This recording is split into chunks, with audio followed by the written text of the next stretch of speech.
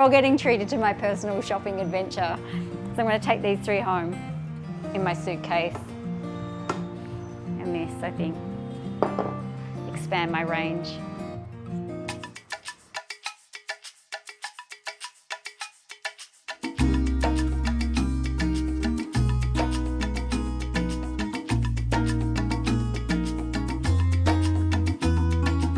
When it comes to regional Indian recipe, often you'll see pressure cookers, and through my cookbooks as well, I'm always referencing pressure cooker timings.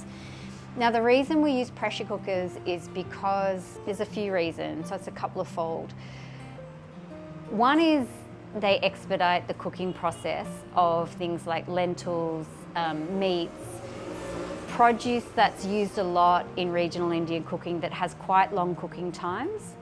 For example, the difference between slow cooking and pressure cooking dal could be sort of pressure cooker in 10 or 15 minutes, slow cook 40 minutes to an hour, so it really does condense time.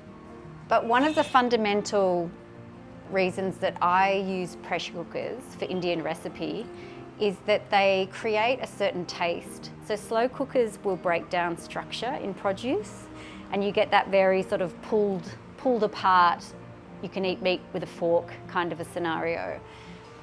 Pressure cookers, because they cook under pressure and with steam, mean that the produce becomes tender while still retaining its structural element, particularly with meats. It doesn't have a pull apart quality, it's tender but it has form, and that's really important when it comes to regional Indian cooking because of the weight of masala.